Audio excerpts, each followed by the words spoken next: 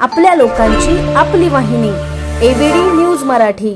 अंबरनाथमध्ये खाजगी स्कूल व्हॅन्सकडून आरटीओची कोणतीही परवानगी नसतानाही अवैधरित्या विद्यार्थ्यांची वाहतूक केली जात असल्याची बाब समोर आली। शहरातल्या अनेक शाळांमध्ये खुलेआमपणे हा प्रकार सुरू असून एकेका इको व्हॅनमध्ये 20-20 विद्यार्थ्यांना अक्षरशः कोंबड्यांसारखं कोंबून नेलं जात असतानाही आरटीओ, वाहतूक पोलीस आणि शाळा प्रशासनाकडून या प्रकाराकडे सोयीस्करपणे दुर्लक्ष केलं जात आहे। यावर कारवाई करण्याची मागणी कोकण शिक्षक मतदारसंघाचे आमदार ज्ञानेश्वर म्हात्रे यांनी केली आहे।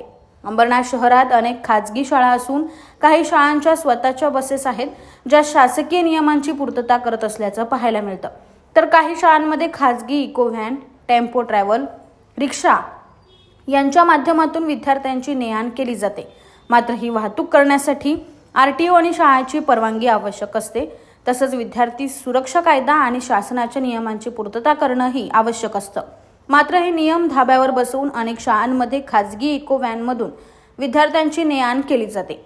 यासाठी खाजगी व्हॅन मालकांनी इको गाडीच्या रचनेत बदल करून सीएनजी सिलेंडरच्या वर देखील सीट बसवल्या असून सीएनजी सिलेंडरवर 8 विद्यार्थ्यांना बसवलं जातं, तर एका इको गाडीत तब्बल 20 विद्यार्थ्यांना कोंबलं जातं। अशात जर एखादा अपघात झाला तर त्यांची जबाबदारी कोण घेणार असा प्रश्न उपस्थित झालाय।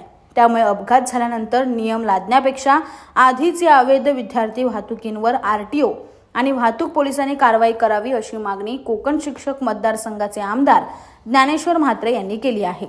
जे वाहन शाळेमध्ये येणार आहे त्या वाहनाला शाळेची परमिशन घ्यावी लागणार आहे। त्याच परमिशन बरोबर आरटीओची परमिशन सुद्धा आरटीओची परमिशन घ्यावी लागते। याकरता महाराष्ट्र शासनाने गाईडलाईन दिलेल्या आहेत। विद्यार्थी सुरक्षेचा कायदा सुद्धा पास झाला आहे। ॲक्च्युली पालकांनी पहिल्यांदा पाहिलं पाहिजे की आपण ज्या वाहनातून आपल्या मुलाला शाळेमध्ये पाठवतो त्याला आरटीओची परमिशन आहे का, शाळेला त्याला परवानगी दिलेली आहे का। जर दिलेली असेल तर ती सुरक्षित आहे असं मला वाटतंय, आणि जर दिलेली नसेल परमिशन तर ते अनधिकृत आहे। अशा अनधिकृत याच्यामध्ये बसवू नये।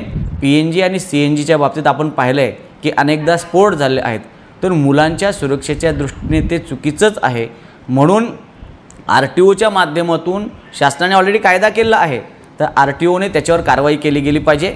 ट्रॅफिक पोलीसचंही त्याच्यावर नियंत्रण असलं पाहिजे, शाळांचं सुद्धा नियंत्रण असलं पाहिजे। आपलं वाहन सुरक्षित आहे का मुलांच्या दृष्टीने ते पण पाहिलं पाहिजे। एखादा अपघात घडला की त्यातून मग मात्र कुठतरी परिणाम त्याचा वेगळाच होत असतो। 9765290008 आणि 9370508280।